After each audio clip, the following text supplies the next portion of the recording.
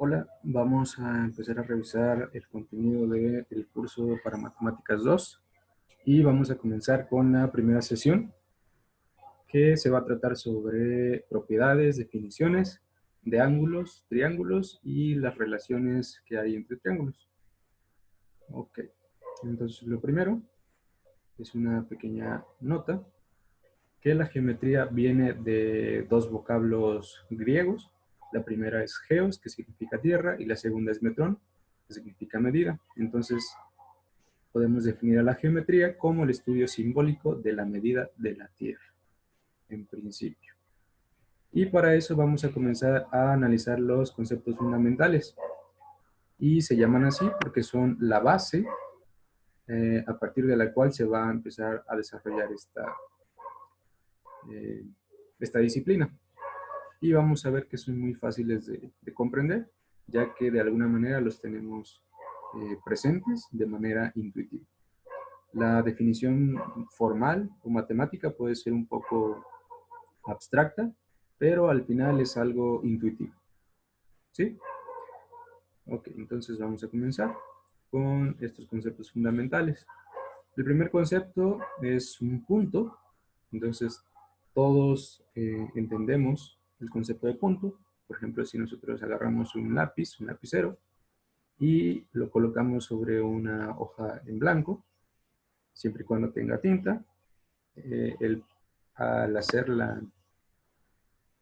al ejercer fuerzas del lápiz contra la hoja, se genera un punto. Entonces, de manera intuitiva, eso es. Sin embargo, su definición matemática es la siguiente. Es un objeto que carece de dimensiones y solo tiene posición. ¿Ok? Entonces, deben tener eso presente. Como está aquí representado, el punto A no tiene dimensiones, es decir, no tiene largo, no tiene ancho, y mucho menos altura, y solo tiene una posición determinada. Si estuviésemos en el plano cartesiano, pues podemos ubicarlo, pero recordando, no tiene dimensiones.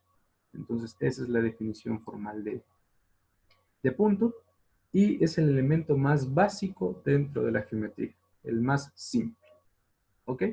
Después de eso, nos vamos al siguiente concepto, que es línea. Una línea, de manera intuitiva, la podemos formar si nosotros dibujamos dos puntos separados y trazamos una recta que una a esos dos puntos, de manera intuitiva. ¿Ok? Por ejemplo, aquí, como se ve, en esta imagen, tengo el punto A, tengo el punto B, y si yo trazo una recta que pase por esos dos puntos, estoy generando una línea. ¿Ok? Estos símbolos que parecen flechas hacia la derecha y hacia la izquierda indican que la línea no termina. Aquí por cuestiones de espacio, pues termina en este punto, pero esto está indicando estas flechas que no terminan. ¿Ok? Entonces eso es una línea recta y de manera formal me dice que es un conjunto infinito de puntos. ¿Por qué es un conjunto infinito de puntos? Vimos que el punto no tiene dimensión. Entonces podemos entender a una línea recta que es como si yo dibujara muchos puntos cada vez más cerca uno de otro hasta que se forme una línea continua. Entonces por eso se dice que es un conjunto infinito de puntos, porque hay muchos puntos juntos para que dé esta sensación de que es una línea suave, continua. Entonces esta es la definición formal de recta. Y contrario al punto, esta nueva entidad sí tiene dimensión, ya que podemos ver que tiene una cierta longitud. No tiene anchura ni altura, pero sí tiene longitud. Entonces este es el segundo objeto, que es como de mayor dificultad una vez que empezamos con el punto. Tenemos punto y ahora tenemos una recta. ¿Ok? Después el siguiente concepto es el de curva, que de manera intuitiva nosotros también entendemos lo que es una curva. Por ejemplo, al trazar un camino, una carretera, si se practica algún deporte, al lanzar una pelota o algún objeto por el aire, esto va a moverse en una cierta curva definida. ¿Ok? Eso es de manera intuitiva. Pero de manera formal, se parece mucho a la definición de recta y dice que es una sucesión de puntos que no se encuentran alineados en la misma dirección, como se ve aquí. En este caso tengo el punto A, el punto B, que pueden ser los mismos que se usaron para definir a la recta, pero la línea que pasa por esos dos puntos no están en la misma dirección. Aquí se puede ver claramente cómo hay una cierta curvatura, es decir, una curva que pasa por esos puntos, y además está indicando que esa línea no termina con estos dos símbolos de flechas.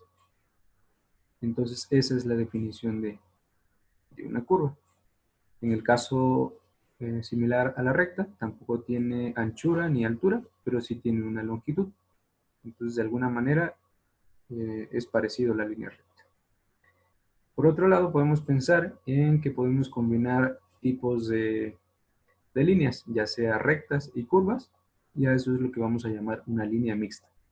Aquí en la figura de la derecha hay una sección primera, una sección curva. Aquí tenemos en medio dos secciones rectas y después seguimos con otra sección curva. Entonces puede haber múltiples combinaciones para generar una línea mixta.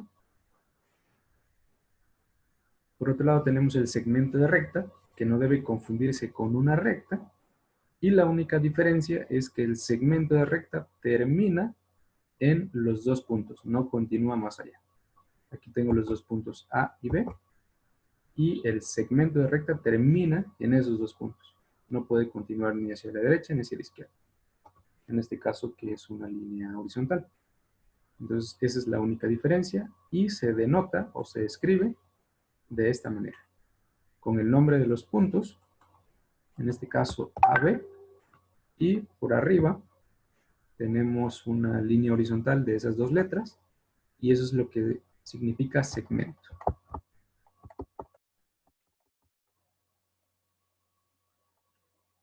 Y de nuevo, como en el caso de la línea recta, el segmento no tiene ni anchura ni altura, pero tiene una cierta longitud bien definida.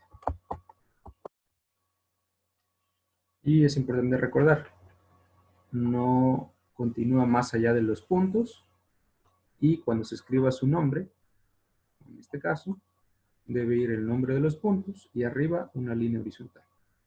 Y ya con eso significa que va a ser un segmento de recta.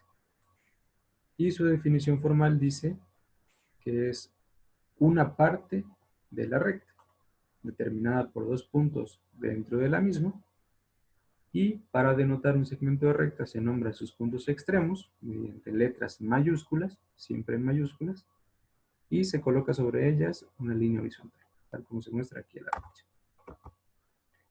Después, el siguiente concepto es un rayo, o también conocido como semirrecta. Y es que si tomamos puntos, un punto cualquiera, ya sea que dibujemos una recta y tomemos un punto, este va a determinar dos rayos o segmentos de rectas que se dirijan en sentido contrario sobre esta línea recta. Por ejemplo, aquí. Si yo tengo esta línea recta, por el momento olvidemos el punto A y el punto C, yo tengo esta línea recta, sin los puntos. Y yo defino un punto, por ejemplo el punto B, ese punto me va a definir dos rayos sobre esta línea recta. El rayo que viaja en este caso hacia la derecha sería hacia el punto C, y el rayo que viaja hacia la izquierda, es decir, hacia el punto A. Y esos son los dos rayos. Otra forma de entenderlo puede ser que los rayos son como las dos partes de una recta si yo corto esa recta en un cierto punto.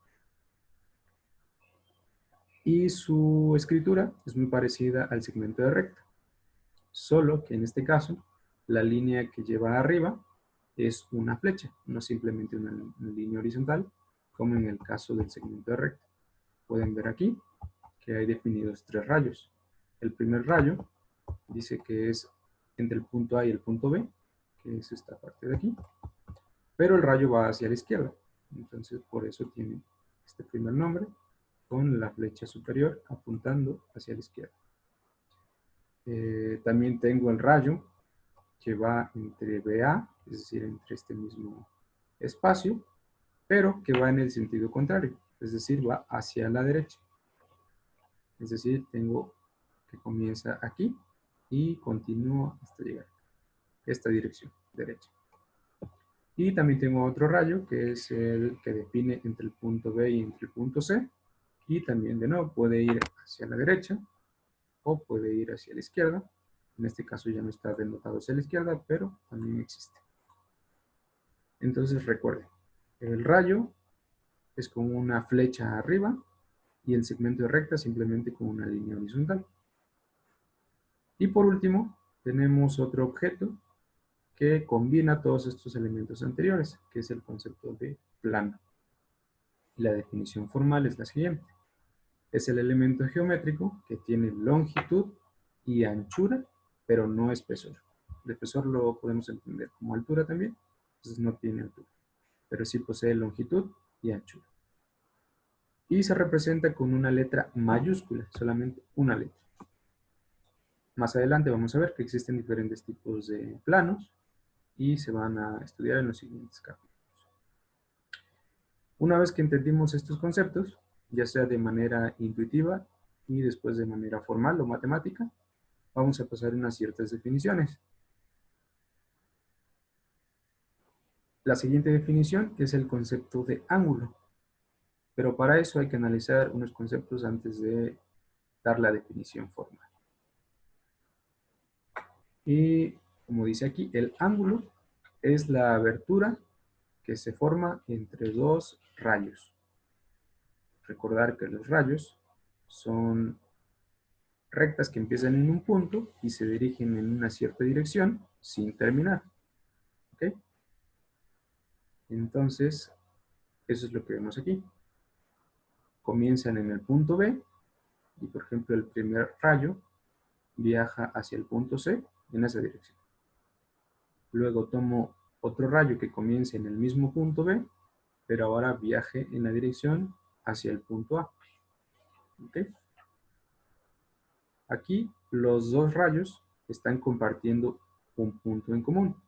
Ese punto en común del cual salen los dos rayos se llama vértice del ángulo. En este caso es el vértice B. Y la abertura que se forma entre esos dos rayos, como se ve aquí, con una semicircunferencia, es lo que es el ángulo entre esos dos rayos. La manera matemática de escribir eso, ángulo, es con este símbolo de aquí. Ese símbolo denota ángulo. Y del lado derecho de ese símbolo deben ir los nombres, tanto del vértice como de los puntos de los cuales viajan los rayos. Si se dan cuenta, en el nombre del ángulo, el vértice, que es B, en este caso, aparece en medio de las dos letras que representan a los rayos. Es importante que el vértice siempre aparezca en medio, porque en ocasiones simplemente se les va a dar el nombre del ángulo, es decir, no van a tener esta imagen de la izquierda y solo van a tener algo de esta forma. El ángulo ABC, entonces ustedes deben identificar que el vértice debe ser la letra que se encuentra en medio. ¿Ok? Otra forma de escribir este mismo ángulo es como aparece aquí abajo, el ángulo CBA. En este caso se intercambiaron las letras A y C, pero siempre y cuando el vértice se mantenga en medio, está definiendo el mismo ángulo. ¿Ok? Es importante que recuerden eso. Entonces, esa es la definición de ángulo. Así se denota matemáticamente y esta es su representación gráfica. Después, trabajando sobre el concepto de ángulo, existe algo que se llama ángulos congruentes. La palabra congruencia quizá es un poco menos intuitiva, pero verán que es muy sencilla. Como dice aquí, dos ángulos son congruentes si tienen la misma abertura, es decir, si sus vértices y lados coinciden al colocarlos unos sobre otros. Vamos a verlo de manera gráfica. Yo tengo dos ángulos, en este caso, este ángulo lo puedo llamar MPR, que es justamente como aparece aquí a la derecha. Y a este otro ángulo lo puedo llamar STQ, que es justamente como aparece también acá a la derecha, el ángulo STQ. Ok, si yo de alguna manera tuviera esta imagen para recortar, yo podría trasladar, por ejemplo, este ángulo, lo traslado encima de este otro ángulo, haciendo que sus vértices coincidan, y después veo si sus rayos también coinciden, es decir, si están en la misma posición. Si eso ocurre, entonces voy a decir que estos dos ángulos son congruentes. No importa que los rayos sean de mayor o menor longitud, siempre y cuando cumplan que tenga la misma abertura. Y esos son los ángulos congruentes. Ahora, matemáticamente, la congruencia se expresa con este símbolo, que es un símbolo de igualdad, y arriba como una línea garigoleada, como una curva. Entonces, ese es el símbolo de congruencia.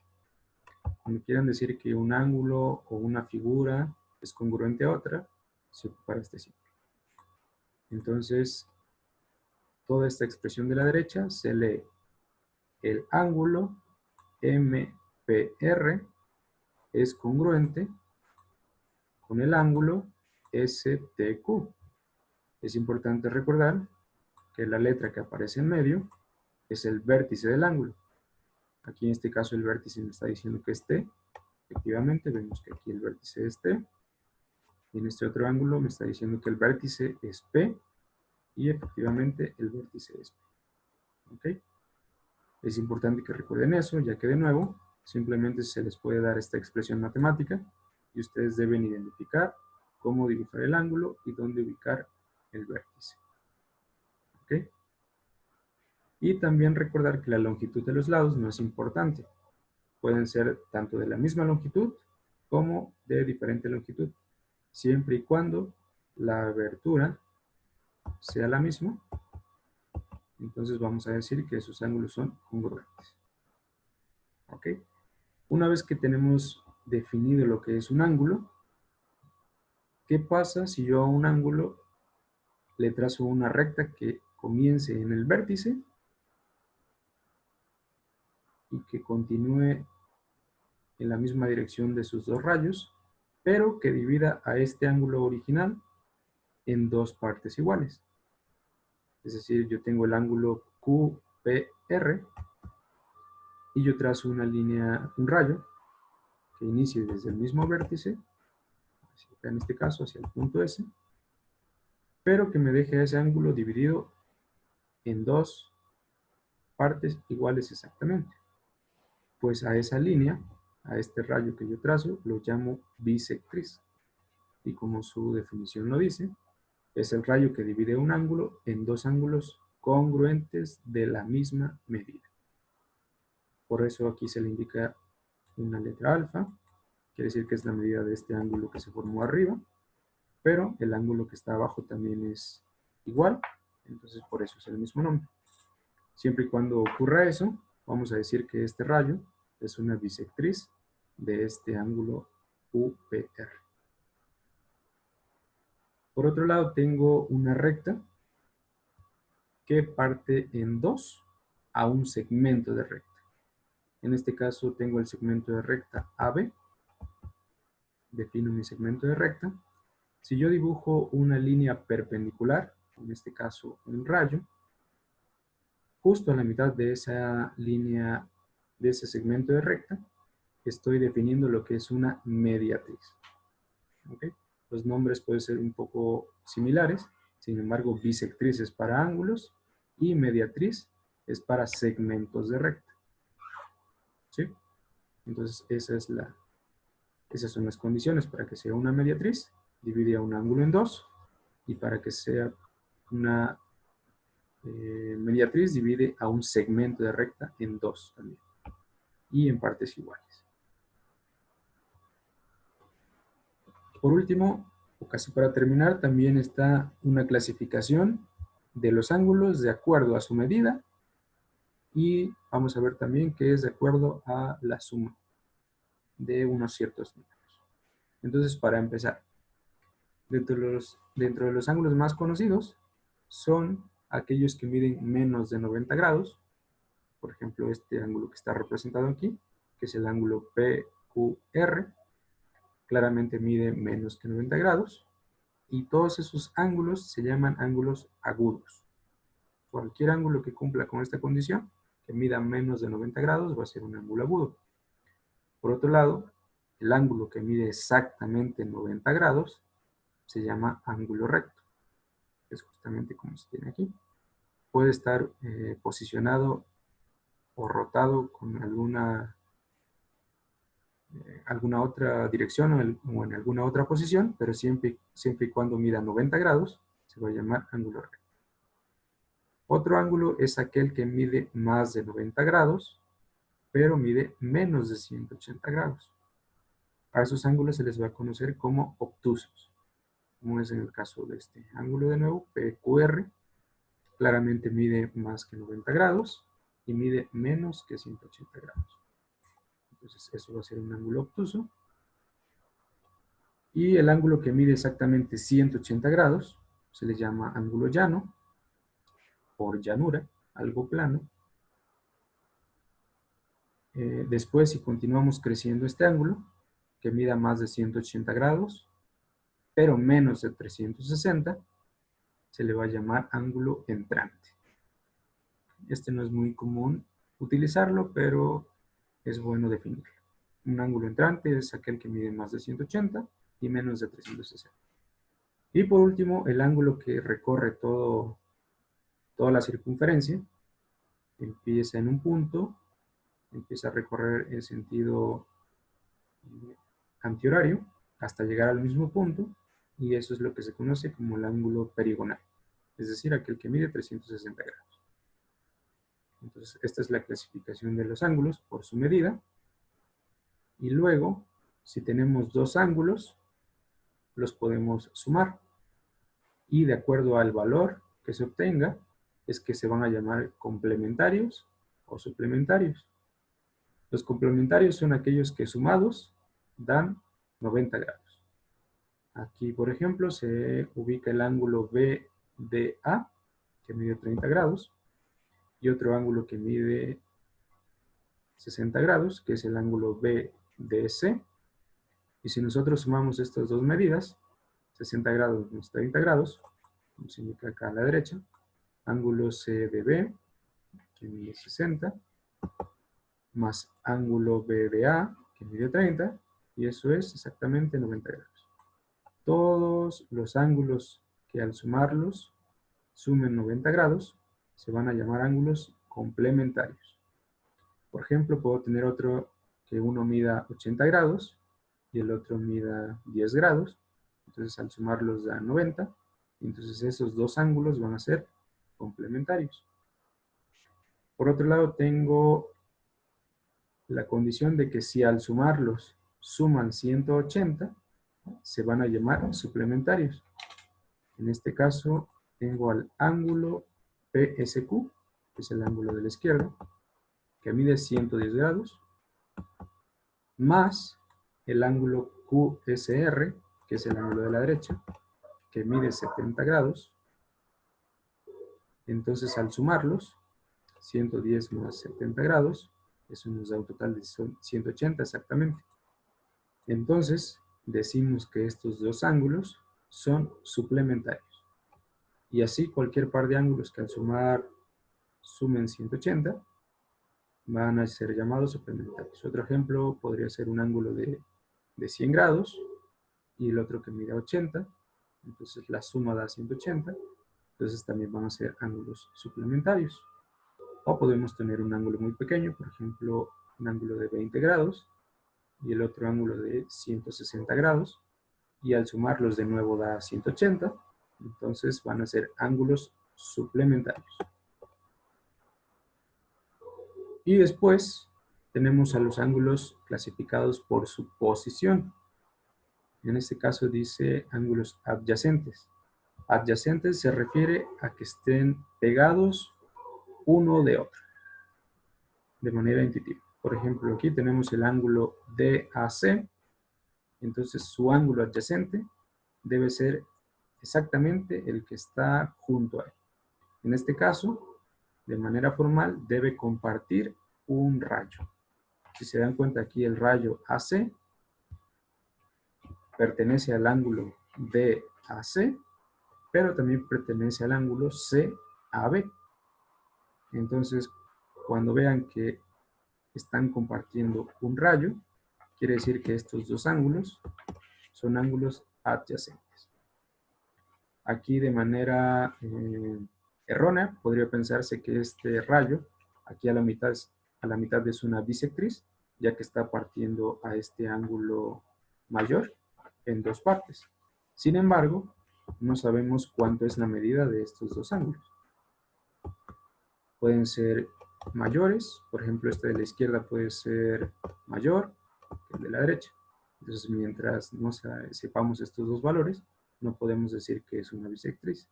Ya que recordando, una bisectriz parte a un ángulo en dos partes iguales. Entonces decimos simplemente que tenemos dos ángulos y como están compartiendo un rayo, vamos a decir que son ángulos adyacentes. Eso es todo para este caso. Después tenemos otro tipo de ángulos que se llaman opuestos por el vértice. Es decir, si yo trazo, puedo pensarlo como trazar dos segmentos de recta. En este caso el segmento de recta AD y un segmento de recta CB que se crucen con cualquier inclinación.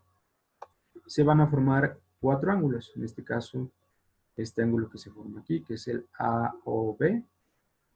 Este ángulo que se forma del lado derecho, que es el ángulo BOD. El ángulo que se forma en la parte inferior, que sería el ángulo COD. Y el ángulo que se forma hacia la izquierda, que es el ángulo AOC. ¿Okay? Esos cuatro ángulos tienen algo en común. Para empezar, haciendo referencia al concepto anterior de ángulo adyacente, podemos decir que el ángulo AOB es adyacente a BOD y también el ángulo AOB es adyacente al ángulo AOC. ¿Ok? Pero otro concepto importante es el de opuestos por el vértice. Por ejemplo, aquí el ángulo BOD, que es el que definen acá a la derecha, el ángulo BOD, está opuesto por el vértice al ángulo AOC. Eso significa opuesto por el vértice, que están apuntando, si ustedes lo quieren ver así, en sentidos contrarios. Este ángulo apunta hacia la derecha y este ángulo apunta hacia la izquierda. Pero también podemos definir con los ángulos que apuntan hacia arriba y hacia abajo. El ángulo AOB apunta hacia arriba, si lo quieren ver así, y el ángulo COD apunta hacia abajo. Entonces decimos que esos dos ángulos son opuestos por el vértice. Entonces, de manera formal, deben cumplir dos condiciones. Tienen un vértice en común, esa es la primera condición, y la segunda es que los lados de uno sea la prolongación del otro ángulo. Por ejemplo, vamos a hacer aquí el dibujo. Si yo tengo este ángulo de aquí y el ángulo inferior, de entrada vemos que cumple con la primera condición, que comparten el vértice. Es decir, aquí están compartiendo el vértice O. Y la segunda condición es que uno de los lados, al prolongarse, debe ser el lado del otro. Entonces yo puedo tomar y prolongar este lado y me doy cuenta que efectivamente al prolongar ese lado se obtiene un lado del otro ángulo. Y puedo agarrar también este otro lado y prolongarlo y de nuevo se obtiene el lado del ángulo que está opuesto. Entonces, como cumple esas dos condiciones, yo digo que esos dos ángulos son opuestos por el vértice. Y también se cumple para los ángulos que apuntan hacia la izquierda y el ángulo que apunta hacia la derecha. ¿Okay? Están compartiendo el vértice, en este caso el vértice es O, y si yo prolongo uno de los lados, se obtiene el lado del otro ángulo. ya sea con cualquiera de los dos, con este o con este otro lado. ¿Okay? Y de nuevo cumple las condiciones. Entonces yo digo que estos dos ángulos, en este caso, el ángulo A o C, es opuesto por el vértice al ángulo B o D. Y esa es la definición de opuesto por el vértice.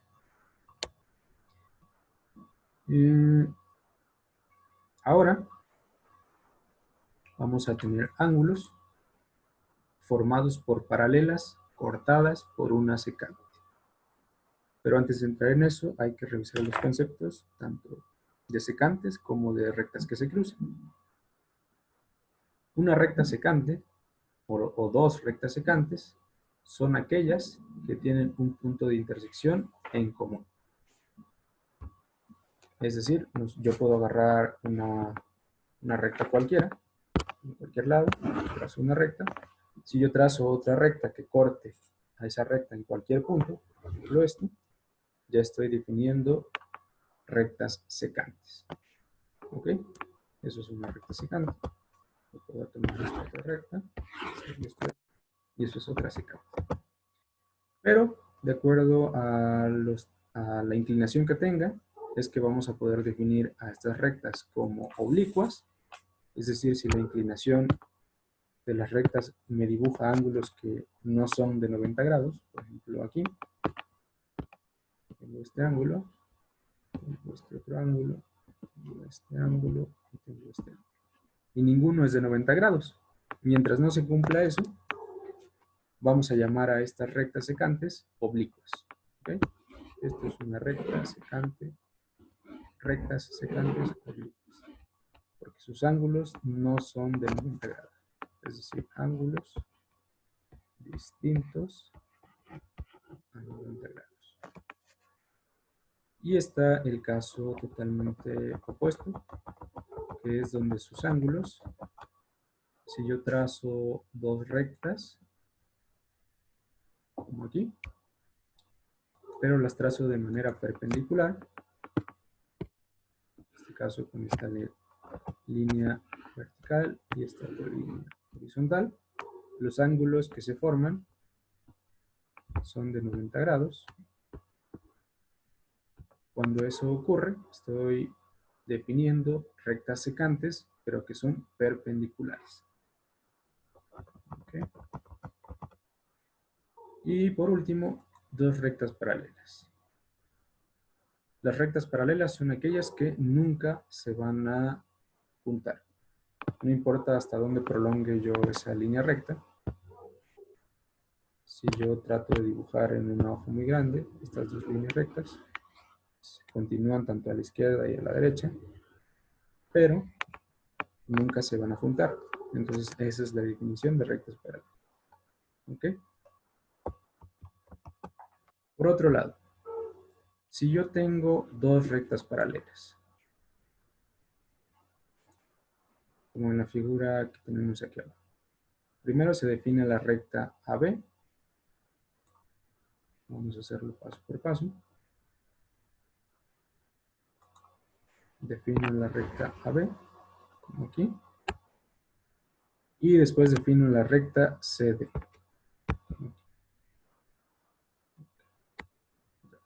Tengo mis dos rectas paralelas. Y ahora, ¿qué pasa si yo las corto a las dos con una secante? Una secante oblicua, es decir, que no sea perpendicular. Entonces yo trazo mi secante oblicuo. Esta. Y allí se van a formar, o están todos los conceptos que acabamos de analizar, tanto los conceptos de ángulos, ángulos adyacentes, ángulos suplementarios, ángulos complementarios, y rectas paralelas, y una secante oblicua. Entonces, para empezar, se están formando ángulos en todas las intersecciones. Por ejemplo, aquí. Ahí tengo un ángulo. Aquí tengo otro ángulo. Aquí tengo otro ángulo. Tengo otro. Pero también se están formando Tengo uno, otro, uno, tengo otra. Que aquí en la imagen están nombrados con las letras minúsculas A, B, C, D, E, F, G y H. ¿Ok? Y algo, si lo pueden notar, hay curiosidades en estos ángulos. Aquí a los que dibujé del mismo color tienen propiedades en común.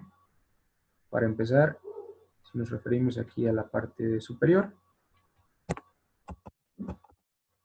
esos dos ángulos cumplen la definición, esto que se formaron aquí, estos dos rojos, cumplen la definición de opuestos por el vértice.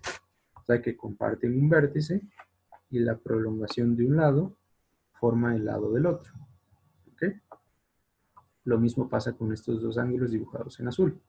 Son opuestos por el vértice, ya que comparten el vértice y la prolongación de un lado forma el lado del otro ángulo. ¿Ok?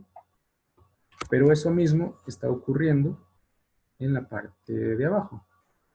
De nuevo, si yo prolongo este lado, acá, y trazo otra línea recta que es paralela a la primera, se forma exactamente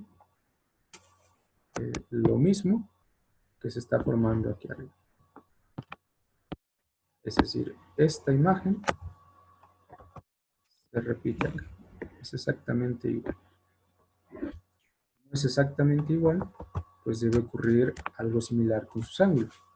Es decir, este ángulo es opuesto por el vértice a este otro ángulo. Y también ocurre lo mismo con este ángulo, que es opuesto con el vértice a este ángulo de acá. Y como se formaron cumpliendo una geometría específica, es decir, con las mismas condiciones, tengo una línea horizontal en ambos casos y una línea oblicua, una secante oblicua, que los corta de igual forma. Entonces, debe haber propiedades similares con sus ángulos, con sus pares de ángulos. Por ejemplo, estos dos ángulos en rojo deben ser iguales a los que se forman aquí abajo. Y lo mismo pasa con los ángulos en color azul. Los que se forman en la parte superior son iguales, es decir, deben medir lo mismo que los que se forman en la parte inferior. Y eso tiene un nombre.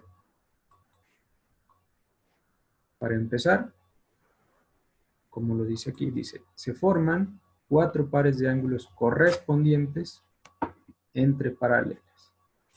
Los ángulos correspondientes en este caso vendrían siendo estos 4 y son correspondientes a estos 4 ángulos que se forman en la parte de abajo.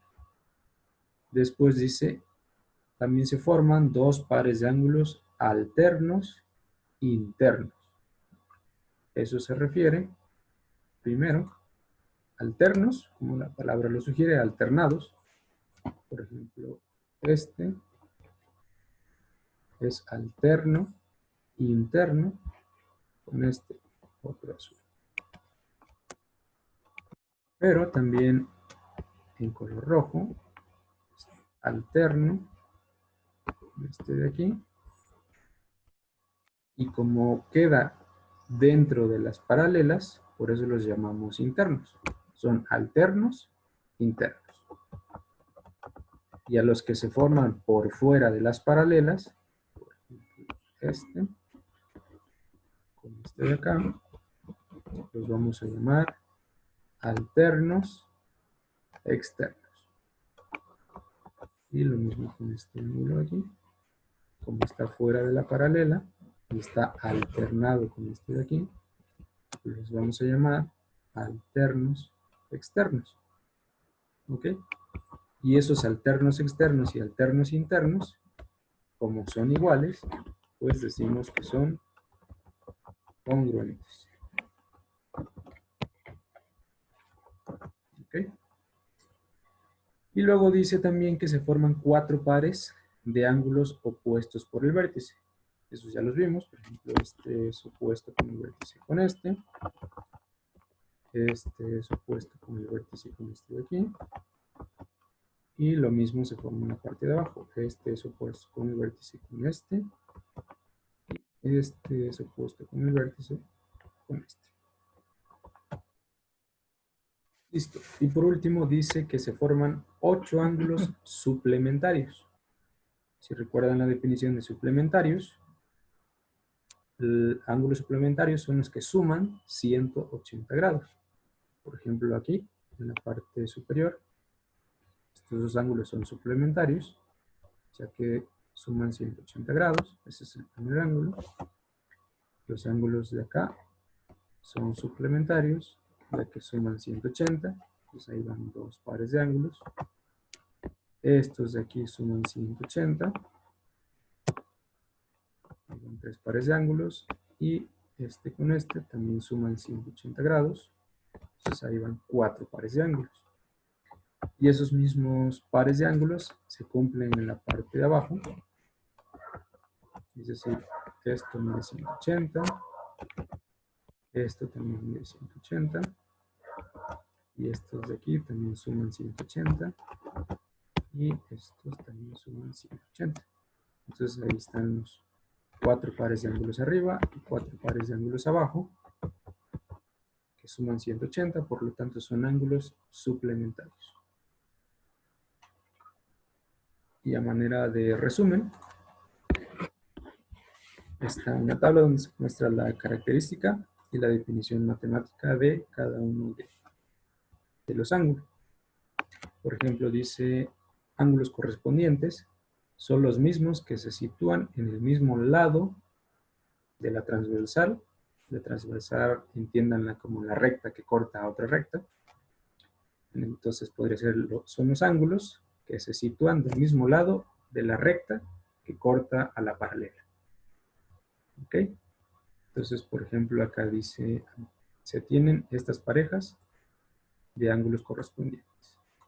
Y la primera pareja dice que es el ángulo A y el ángulo E. Entonces vamos acá a la figura. El ángulo A es el que tenemos aquí. Y el ángulo E lo tenemos aquí. Como están del lado izquierdo, ambos, de la recta que corta a las paralelas, es decir, están del mismo lado, se les llama ángulos correspondientes. Pero también tenemos otros ángulos, es decir, tengo el ángulo H, que está del lado derecho, y el ángulo D, que también está del lado derecho. Entonces esos dos ángulos son correspondientes. Y lo mismo pasa con el ángulo B y con el ángulo F. Están del mismo lado, es decir, del lado derecho en este caso, y son ángulos correspondientes. ¿Ok? Y aquí hay muchas parejas de ángulos correspondientes y todos se especifican aquí dentro de la tabla. Y tienen propiedades. Los pares de ángulos correspondientes son congruentes entre sí, es decir, tienen la misma medida. Entonces aquí de manera matemática eso se está indicando. El ángulo A es congruente con el ángulo E. Después el ángulo C es congruente con el ángulo G. Después el ángulo B es congruente con el ángulo F. Y también el ángulo D es congruente con el ángulo H. ¿Ok? Después están los ángulos alternos internos, que vimos que son los ángulos que no son adjuntos entre las paralelas y en lados opuestos de la transversal. Esa es la definición formal. Y por ejemplo aquí muestran que el ángulo C y el ángulo F son alternos internos. Entonces vamos a la figura. C y F. Aquí tenemos el ángulo C. Y por acá tengo el ángulo F. Y como están dentro de las paralelas, para empezar, van a ser internos. Y como están en lados opuestos, este está al lado izquierdo y el F está del lado derecho, los llamamos alternos internos. Y también ocurre lo mismo con el ángulo el ángulo D con el ángulo E. Están dentro de las paralelas, entonces van a ser internos, y están de lados opuestos, entonces van a ser alternos internos. Siempre y cuando sean ángulos congruentes también, es decir, que sean de la misma medida. Y aquí ya vimos que el ángulo D tiene la misma medida del ángulo E, ya que el ángulo D es igual al ángulo A por estar opuesto con el vértice. Y esto mismo se está formando inferior, es decir, el ángulo E es igual al ángulo A. En este caso, el ángulo H es igual al ángulo D. Entonces, si solo tomamos a dos de ellos que estén alternados, en este caso al D y al E, pues decimos que son alternos internos. ¿Okay? Y una de las propiedades es que estos pares de ángulos son congruentes entre sí, ya lo acabamos de ver. Después están los ángulos alternos externos, que son los que quedan fuera de las paralelas. En este caso van a ser todos los ángulos en parejas. Por ejemplo, el A con el H son alternos externos, ya que están fuera de las paralelas y en lados opuestos. Y lo mismo el ángulo B y el ángulo G. Están fuera de las paralelas y en lados opuestos. Este está del lado derecho y este está del lado izquierdo. Esos son los alternos externos. Y de nuevo del lado derecho se les dan sus propiedades. También son congruentes. Luego están los ángulos colaterales internos, que son los ángulos que se encuentran del mismo lado de la recta que corta, pero son internos. Por ejemplo, aquí está el ángulo C y el ángulo E. Entonces vamos a ver. El ángulo C y el ángulo E están del mismo lado, que son del lado izquierdo, y dentro de las paralelas. Entonces, son colaterales internos. El colaterales se refiere a que están del mismo lado. A eso se refiere esa palabra. Entonces, por ejemplo, el ángulo D va a ser colateral, es decir, está del mismo lado que el ángulo F. Y como están dentro de la paralela, de las paralelas, se les llama colaterales internos. Pero también tengo colaterales externos, es decir, están del mismo lado, pero fuera de las paralelas. Por ejemplo, aquí el ángulo A está fuera de las paralelas y sería el colateral externo con el ángulo G, ya que están fuera de las paralelas y están del mismo lado, es decir, en este caso, del lado izquierdo. ¿Okay? Y de nuevo tienen sus propiedades. Para los colaterales internos, la suma de esos pares de ángulos debe dar 180. Lo pueden corroborar en la imagen. Y también pasa lo mismo para los colaterales externos. La suma de los pares de ángulos debe dar 180. También están los opuestos por el vértice, que ya vimos cuáles son. Y ya vimos que dentro de sus propiedades es que deben tener la misma medida. Es decir, son congruentes, como se indica aquí. El ángulo A es congruente con el ángulo D. El ángulo B es congruente con el ángulo C. El ángulo E es congruente con el ángulo H. Y también el ángulo F es congruente con el ángulo G. ¿Okay? Y por último están los suplementarios, que también ya vimos, que son los que suman 180. Y aquí están las parejas de ángulos suplementarios. El ángulo A y el ángulo B, que se pueden corroborar en la imagen. Ángulo A y ángulo B, que son los ángulos superiores, A y B. Si nosotros sumamos la medida de estos dos ángulos, el ángulo A con el ángulo B, la suma da 180, es decir, se forma todo este ángulo. Esos son los ángulos suplementarios y ya vimos que se forman 8 pares de ángulos suplementarios. aquí, aquí, aquí, y los mismos se forman en la parte inferior. Aquí tenemos este otro ángulo, también 180, y los laterales. Okay, esos son los ángulos suplementarios. Y están todos enlistados aquí en la tabla y con sus propiedades, que la suma debe dar 180. Indicado aquí de manera matemática, el ángulo A más el ángulo B deben sumar 180 grados, lo mismo con cualquier otro par, el ángulo G más el ángulo H suman 180 grados, entonces todas esas parejas de ángulos que se forman y que sumados dan 180 grados son ángulos suplementarios. ¿Ok? Entonces, una vez que ya vimos los conceptos básicos, que son puntos, rectas, segmentos de rectas, ángulos, bisectrices, mediatrices y clasificación de ángulos, podemos entrar a otro subtema, que es propiedades de los triángulos. Y como dice, las rectas paralelas cortadas por una secante nos pueden servir en especial para demostrar las propiedades de las figuras geométricas, como en este caso vamos a tratar de los ángulos. Se demostrará que los ángulos interiores de un triángulo suman 180 grados. Todo triángulo va a tener tres ángulos de entrada, que es el nombre, triángulos. Entonces, por ejemplo, aquí, este ángulo, este otro ángulo, y tengo el tercer ángulo. Si conocemos sus medidas, vamos a poder sumarlos. Ahorita los voy a llamar ángulo A, B y ángulo C.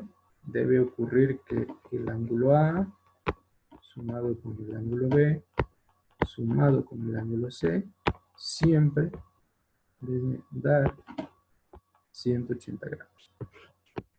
Para cualquier triángulo debe cumplirse esa condición, que la suma de sus tres ángulos dé 180 grados.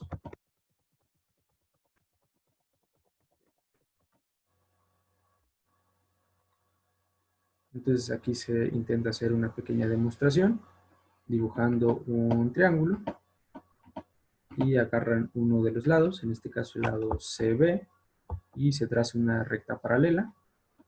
La recta paralela es esta de aquí, GH, y se traslada hacia el vértice del triángulo. Y si se dan cuenta, si nosotros prolongamos el lado inferior, es decir, el ángulo C,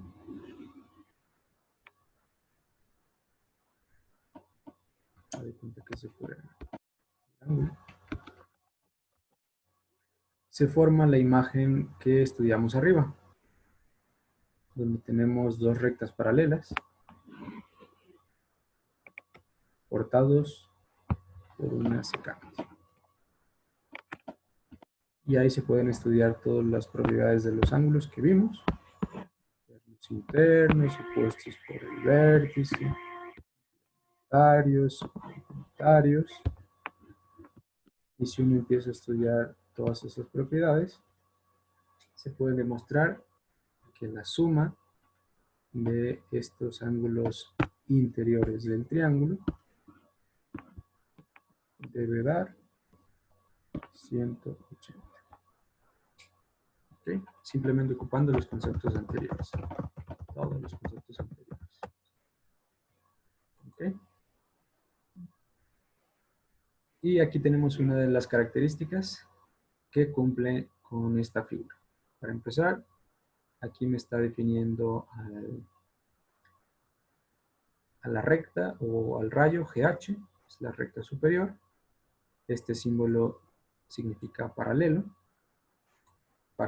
al segmento CB. Aquí está el segmento CB. Recuerden que el segmento se denota, se escribe simplemente con una línea horizontal arriba. Entonces eso dice que GH es paralelo a CB.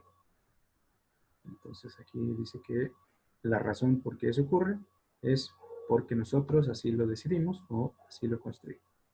O simplemente por hipótesis, así se le dice. Cuando yo decido algo, en este caso en matemáticas, cuando se decide algo, se dice que es por hipótesis. Otra característica es que el ángulo GAC es el ángulo que se está formando aquí. El ángulo GAC es este. Me está diciendo, más el ángulo CAB, más el ángulo CAB, este que se pone aquí, más el ángulo HAB, más el ángulo HAB, aquí. Si suman los tres, va a dar 180. Y efectivamente, ya que se está formando este ángulo para prácticamente la línea que está horizontal. Cuando suman estos tres, este con este y este de acá, la suma da 180. ¿Ok? Eso está claro desde la figura. Luego también dice que el ángulo BAC, es decir, este ángulo BAC, recuerden, este símbolo es congruencia, es congruente con el ángulo GAC, el ángulo GAC, y el ángulo ABC, el ángulo ABC es congruente al ángulo HAB, al ángulo HAB. Y aquí están las razones, por ser ángulos alternos internos. Y también está del otro lado la suma de estos tres ángulos, que en este caso es el ángulo BAC, que es este de aquí, BAC, entonces aquí se pone el ángulo, más el ángulo CAB, más el ángulo CAB, tenemos este ángulo, y el ángulo ABC, que es ABC, que es este ángulo. Entonces ahí se formaron los tres ángulos del triángulo. Es este y este. Y la suma de esos tres ángulos, siguiendo las reglas anteriores, debe ser 180 grados. Eso se cumple para cualquier triángulo. La suma de los tres ángulos debe ser 180.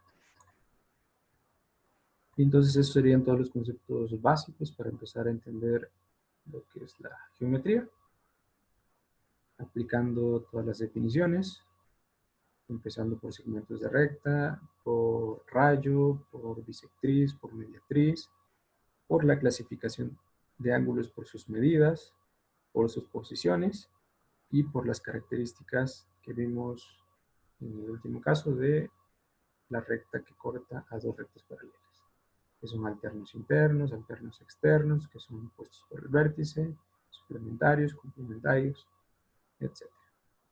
Entonces eso es lo que corresponde a la primera sesión. Ya por último, deben realizar la serie de ejercicios que vienen en la parte inferior de esta primera sesión. Es la cuestión de actividades. La primera dice, señala en los paréntesis cuáles de los siguientes ángulos son congruentes. Por ejemplo, a manera de ejemplo, yo puedo elegir el ángulo E y puedo decir, o puedo encontrar si tiene un ángulo congruente. Por ejemplo, si yo elijo este, debo ver cuál es su ángulo congruente. Si yo creo o sé que su ángulo congruente es F, pues entonces yo acá en los paréntesis escribo V y ángulo. Si creo que esos dos son congruentes. Entonces así voy a llenar, en este caso, estas dos opciones de más. Otro ejemplo sería, si yo elijo el ángulo D, y creo que es congruente con el ángulo A, pues entonces yo escribo esas dos letras aquí, D y A. O puede ser en el contrario, A. Así es como se responde en el ejercicio. El segundo dice, completa los siguientes ángulos. Es decir, ustedes deben completar la medida que falta. En este caso,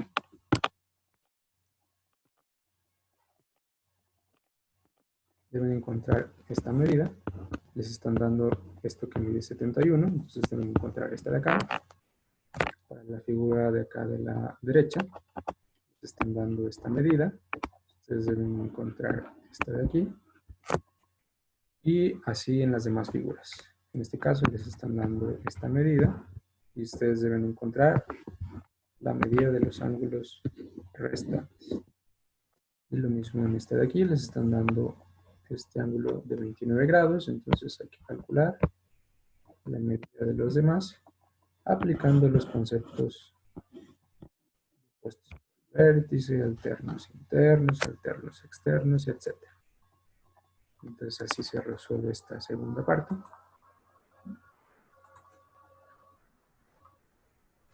Lo mismo con este triángulo, les están dando la medida de estos tres de aquí arriba, que si se dan cuenta, estos tres deben sumar 180. Entonces a partir de eso, deben conocer la medida de estos dos ángulos faltantes. Y eso es lo que van a escribir aquí del lado derecho, para esos ángulos faltantes que son B y C. Y por último, hay que responder este cuestionario de acuerdo a la información de esta primera sesión. Entonces eso sería todo.